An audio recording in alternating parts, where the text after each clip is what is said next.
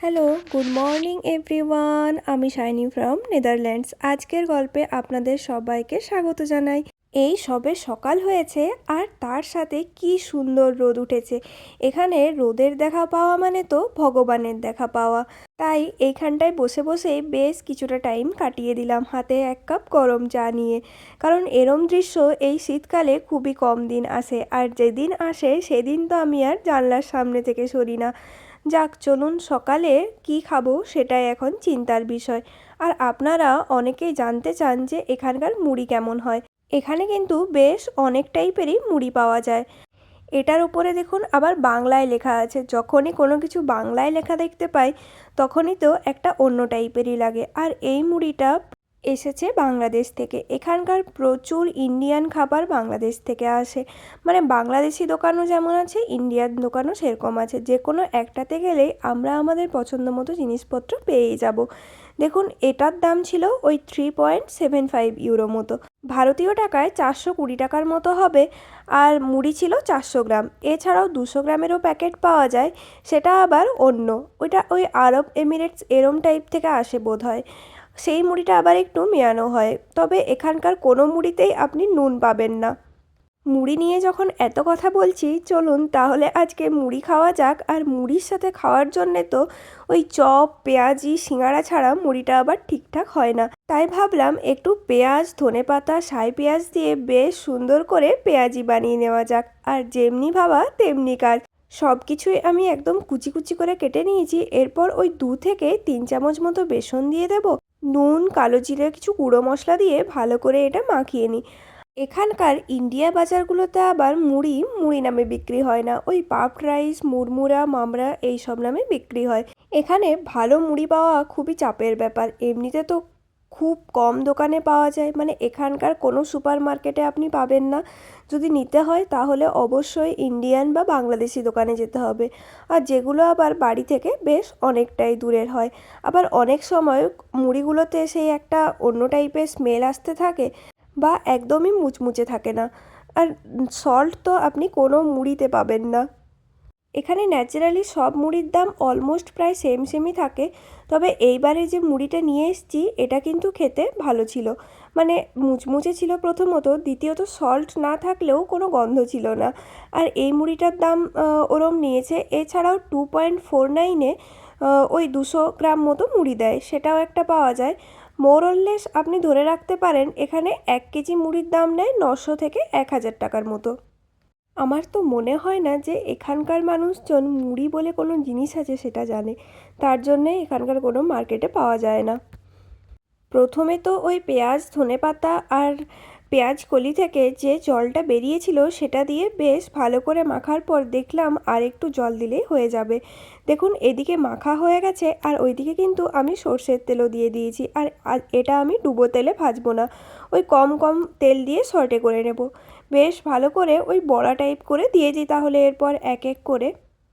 ননস্টিকের pan use করার জন্যে কিন্তু একদমই বেশি তেল লাগে না। আর খুব সুন্দর কম স্টিমে ভাজলে তো একদম ডুবো তেলে ভাজার যেরকম টেস্ট হয় ঠিক সেই রকমই স্বাদ হয়ে যায়। যার জন্যে আর অতটা তেল খাই না, এটা দিয়েই ভাজা হয়ে যায়।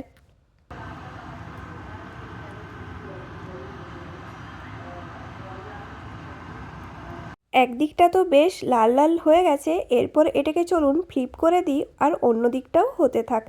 আর আমি ওই একদমই লো ফ্লেমে করছিলাম, যার জন্য টাইম একটু বেশি লেগেছে। তবে সুন্দর খেতে হয়েছিল। চলুন এরপর তাহলে মুড়িতে দেওয়ার জন্যে শসা, পেঁয়াজ, টমেটো, বিট, গাজর আর ধনেপাতা কেটে নিয়েছি।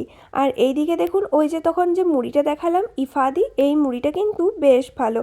এরপর তাহলে একটা বোলের মধ্যে শসা, পেঁয়াজ, টমেটো, ধনেপাতা, বিট এগুলো সব দিয়ে একটু সামান্য পরিমাণ নুন দিয়ে 10 মিনিটের জন্য রেখে দেবো, যাতে নুনটা এটার মধ্যে ভালো করে মেল্ট হয়ে যায়। এদিকে তো এগুলো সব কুচি কুচি করে কেটেই নিয়েছি। আর বাড়িতে স্প্রিং অনিয়নও ছিল, যার জন্যে এই মুড়ির সাথে কিন্তু সেটাও বেশ ভালো লাগে। চলুন এরপর তাহলে এটাকে মিক্সড করে নিই। আর অবশ্যই সর্ষের তেল বা আম তেল দিতে ভুলবেন না। 10 মিনিট পরে আসলাম। এরপর মুড়িটা এর মধ্যে দিয়ে দিই, তারপর ভালো করে মিক্সড করে নেব। আম তেল আর আমের আচার এর মধ্যে দিয়ে দেবো।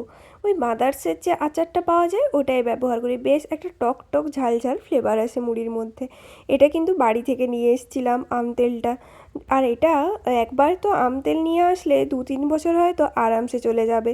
তবে এইবারেও যাওয়ার পর আরও একটা নিয়ে এসেছি, কিন্তু সেটা এখনও পর্যন্ত ইউজ করাই হয়নি। দেখুন বেশ ভালো করে এরপর তাহলে ওই শসা পেঁয়াজগুলোর সাথে এটাকেও মিক্সড করে নিই। মুড়ি তো রেডি, আর এদিকে বেশ টাইমও অনেকটা হয়ে গেছে। চলুন তাহলে এরপর এটা নিয়ে বসে পড়া যাক। আমি আবার ওরম মুড়ি না মাখিয়ে খেতে পারি না, বেশ ভালো করে সব মিক্সড করব তারপর খাবো। চলুন, বেশ অনেকটাই বেলা হলো, আর দুপুরে কি খাবো তা নিয়ে ভাবনা চিন্তা করতে করতে খুব একটা বেশি আর ভাবনা চিন্তা না করে উপমা বানানোর জন্য চলে এসেছি। বেশ অনেক দিন ধরে সুজিটা রয়ে গিয়েছিল আর কিছুতেই শেষ হচ্ছিল না। তার জন্য আজকে ডিসাইড করলাম এই উপমা বানিয়ে সুজিটাকে শেষ করা যাক। আর তার জন্যে কড়াইতে তেল দিয়ে বেশ অনেক পরিমাণে ফোড়ন দিয়ে দিয়েছি।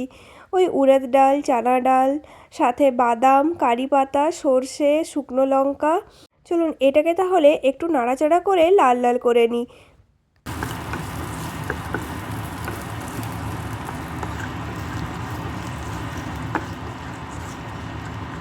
লো ফ্লেমে রেখে বেশ ভালো করে ভেজে নিয়েছি, আর এটার ফ্লেভারটাও একে অপরের সাথে মিশে বেশ সুন্দর একটা গন্ধ আসছে। এরপর তাহলে পেঁয়াজ কুচি করে রেখেছিলাম ওটাও দিয়ে দিই। আর যদি কেউ ভেজিটেরিয়ান হন সে কিন্তু পেঁয়াজ ইউজ নাও করতে পারেন। আর এর মধ্যে দিয়ে দেব লঙ্কা আর টমেটো। 1 কোয়া মতো রসুনও কেটেছিলাম ওটাও দিয়ে দিই। আসলে সব কিছু দিলে বেশ সুন্দর একটা ফ্লেভার আসে।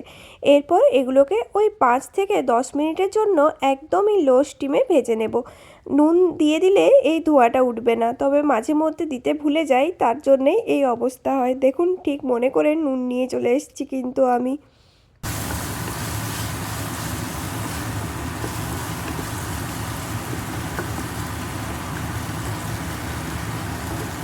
ওইদিকে সবজিগুলো ভাজা হয়ে গেছিলো, তার মধ্যে আবার আমি জল মিশিয়ে দিয়েছি আর 1/2 চামচ মতো ঘি দিয়েছিলাম, সাথে নুন আর চিনি। আসলে জল দেওয়ার সময় এত একটা ধোঁয়া উঠতে থাকে না, ভয় লেগে যায় যদি হঠাৎ করে ফায়ার অ্যালার্ম বেজে যায়। তার জন্যে সেই টাইমটায় আর ভিডিও করা হয়নি। আর জলটা হালকা করে একটু ফুটতে শুরু হওয়ার পরে ওই যে ড্রাই রোস্ট করা সুজিটা এর মধ্যে মিশিয়ে দিলাম। এরপর আর কিছু কাজ নেই, জাস্ট বয়েল হলেই আমার উপমা রেডি। এমনিতে আমার রান্না করতে ভালোই লাগে, তবে সব সময় যে ভালো লাগে সেটা আবার বলবো না, মাঝে মধ্যে ভালো লাগে। এদিকে দেখুন এটা বানানো হয়ে যাওয়ার পর আমি লেবুও দিয়ে দিয়েছি। এরপর ভালো করে মিক্সড করে নিই, আর নুন চিনিটা চেক করে নেবেন। আমার তো এই নুন আর চিনি দেওয়াতেই সব থেকে বেশি সমস্যা। এমনিতে চিনি খুবই কম রান্নাতে দিই, তবে এরম উপমা, পোহা বা ম্যাগি বানালে একটু নুন চিনির ব্যালেন্স করলে মনে হয় ভালো হয়। চলুন বানানো তো হয়ে গেছে, এরপর তাহলে এই সুন্দর প্লেটটার মধ্যে এটাকে বেড়ে নিই। ও বানানো হয়ে যাওয়ার পর লাস্টে কিন্তু আমি একটু ধনেপাতাও দিয়ে দিয়েছিলাম, ওই যে সবুজ সবুজগুলো দেখতে পাচ্ছেন, আর যার জন্যে স্মেলটা অসাধারণ সুন্দর আসছে। চলুন এরপর তাহলে টেস্ট করে দেখা যাক। উপমার টেস্টটা কিন্তু বেশ ভালো হয়েছিল, চাইলে বানিয়ে দেখতে পারেন। তাহলে আজকে আমার এই ব্লগটা এখানেই শেষ করছি। যদি আমার ভিডিও ভালো লাগে তাহলে লাইক করবেন, শেয়ার করবেন, আর অবশ্যই বেল আইকনটা ক্লিক করে রাখবেন যাতে নতুন ভিডিও